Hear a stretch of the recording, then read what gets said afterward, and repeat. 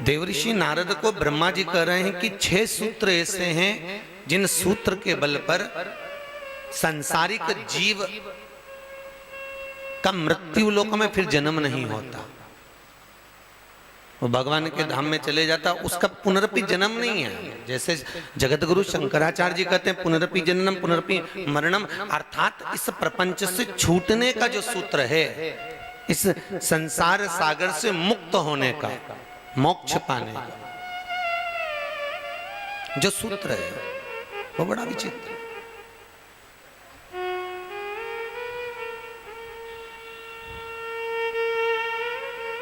एक सहज भाषा में समझ लो पहले तो कि मोक्ष और मुक्ति इन दोनों में अंतर है, ठीक है।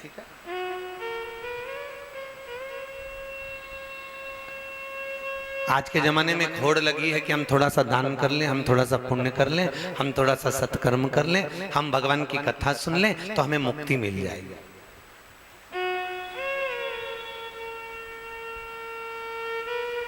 पर शिव महापुराण की कथा कर रही है मुक्ति पाना बड़ा सरल है, बहुत सरल विषय है मुक्ति पाना, और बहुत जल्दी मिल सकती है। आप थोड़ा सा व्रत करेंगे, पूजन करेंगे, पाठ करेंगे, अर्चना करेंगे, थोड़ा दान करेंगे, थोड़ा सत्कर्म करेंगे, थोड़ा शिव कथा का रसपान करेंगे, कभी भागवत सुनेंगे, कभी परिक्रमा करेंगे, कभी गंगा का स्नान करेंगे, तो इससे मुक्ति तो मिल जाएगी। मुक्ति मिलने में देरी नहीं लगेगी, वो तो मिल जाएगी आपको, बहुत सहजता में प्राप्त भी हो जाएगी आप। पर मुक्ति का करोगे क्या? मुक्ति का मतलब मालूम है कि मरने के बाद आप बैकुंठ चले गए, ठीक है। और बैकुंठ जाने का सबसे बड़ा फायदा जब है कि आपके पास में कोई पुण्य आपके हाथ में है तो आप बैकुंठ चले गए। जब तक बैटरी चार्ज है तब तक लाइट जल रही है, और जिस दिन बैटरी डिस्चार्ज होगी फिर उसको चार्ज की जरूरत पड़ेगी या फिर उसको उठाकर कहीं रख दीजिए। बस यही मुक्ति है। मुक्ति को पहचानिए कि हम थोड़ा दान करें, पुण्य करें, सत्कर्म करें, भजन करें, व्रत करें, उद्यापन करें, अनुष्ठान करें, कथा सत्संग स्मरण करा और विचार करा कि हमारी मुक्ति हो जाए। तो मुक्ति तो एक सहज का विषय है कि आप मरे और प्राण छूटे और आप बैकुंठ गए, पर बैकुंठ जाने के बाद जैसे ही आपके पुण्य फिर समाप्त हो गए, मालूम पड़े उठाकर फिर नीचे फेंक दिया, इसको मुक्ति का कोई लाभ नहीं है। मुक्ति से भी जो परे है, मुक्ति से भी जो प्रबल है, उसको कहा गया मोक्ष। और मोक्ष का सरल तत्व क्या है कि एक बार हमारा अगर जन्म हो गया, अगर हम जन्म लेने के बाद भगवान की भक्ति में ऐसे डूब गए, ऐसा स्मरण करा, ऐसा भगवान का भजन करा कि फिर भगवान ने भी कह दिया ये बता कि अब तू जानना चाहता है कि नहीं। भगवान स्वयं पूछे कि तुझे मृत्यु लोक में भेजा जाए कि नहीं, वो मोक्ष, वो मोक्ष का सुख, वो मोक्ष का लाभ।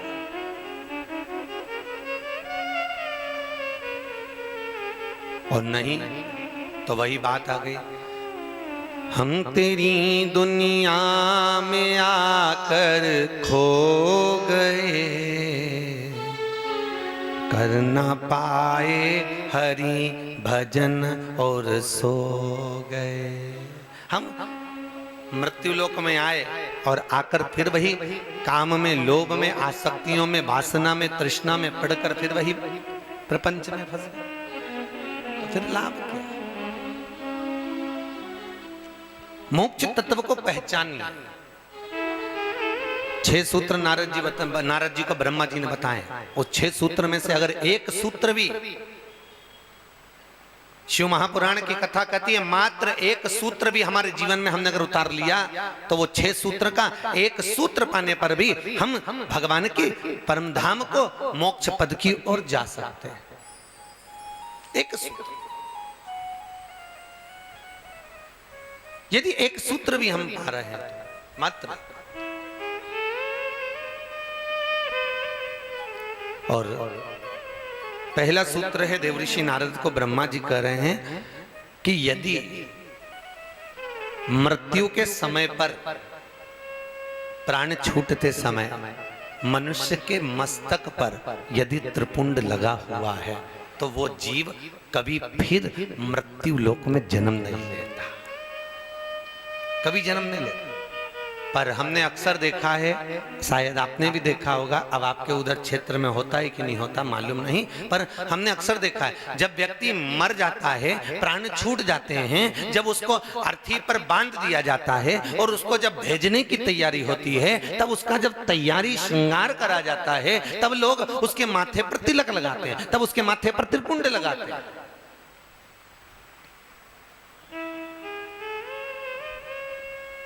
जब प्राण छूट गए, त्रिपुंड उसके बाद लगाया गया तो कोई लाभ मिला है क्या? अरे बोलो तो जरा जम के, कोई फायदा मिला? नहीं, उसका कोई लाभ नहीं है। अगर त्रिपुंड पहले लगा होता और प्राण छूटते, प्राण जाते, तो उसका कोई फल भी है।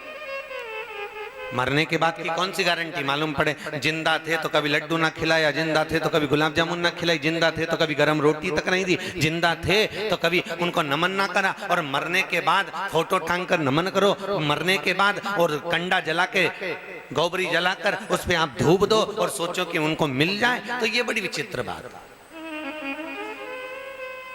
ये बड़ी विचित्र,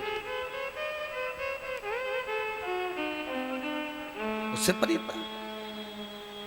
महाराज शिव महापुराण की कथा कह रही है। आजकल एक नया फैशन और चालू हो गया कि कोई मर जाता है तो लोग उसको मरने के बाद गीता जी सुनाते हैं। क्या सुनाते हैं? गीता। कहीं लिखा है कि गीता मरने के बाद सुनाई गई हो? जब भगवान कृष्ण ने अर्जुन को जब गीता सुनाई थी, आजकल एक नया फैशन है कि दुनिया के लोग जब व्यक्ति मर जाता है तो उसके सिर के पास बैठकर गीता सुनाते हैं। कोई मर जाता है तो उसके घर में गरुड़ पुराण की जगह 10 दिन तक गीता वाचते हैं, उसके घर में गीता का पाठ किया जाता है। भैया, अर्जुन मरा नहीं था जब भगवान कृष्ण ने उसको गीता सुनाई, बस अर्जुन का मन विचलित था, इसलिए भगवान कृष्ण ने अर्जुन को गीता सुनाई।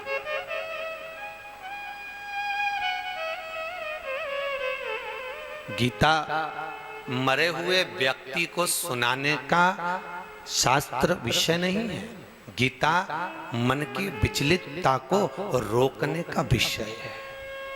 मन की विचलितता, जो हमारा मन डोल रहा है संसार में, वस्तुओं में, वासना में, तृष्णा में, आसक्तियों में, आकर्षण में जो पड़ रहा है, उसको रोकने के लिए, परमात्मा की शरणागति की ओर पढ़ने के लिए, क्योंकि भगवान कृष्ण ने स्वयं गीता में कहा कि मैं हूं और मेरा विश्वास रख, मां के स्तनों में मैंने दूध दिया तेरे जन्म के पहले, चिंता हम कर रहे हैं।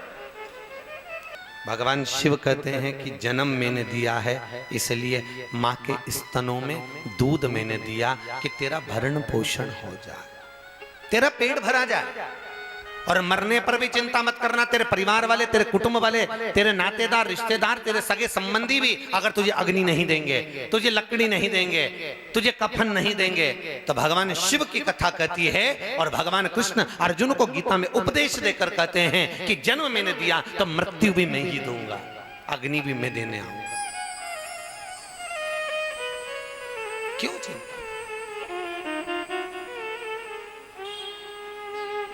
ये जो पक्षी उड़ते हैं ना आसमान में, ये पक्षी किसी वृक्ष पर जाकर रात्रि निकालते हैं। रात को सोते कहाँ हैं? पेड़ पर।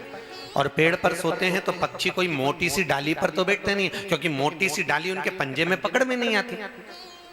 छोटे छोटे पक्षियों के, चिड़ियाओं के, इन पक्षियों के पंजे में मोटी डाली पकड़ में नहीं आती, तो एक छोटी सी पतली सी डाली पर पक्षी बैठता है, अपने पंजों से पकड़ता है और पकड़कर पूरी रात आराम से सोता है। जरा विचार करना, एक पक्षी आधी रात को जिस पतली सी डाली पर बैठा है, और डाली पर बैठा हुआ पक्षी मेरा परमात्मा जब गिरने नहीं देता, सोते हुए पक्षी को मेरा भगवान, मेरा विश्वनाथ जब जमीन पर गिरने नहीं देता, तो जन्म उसने दिया है, तुमको भी संसार में गिरने नहीं देगा। बस उस पर विश्वास पूर्ण रखो और उसका भजन करो, नाम जाप।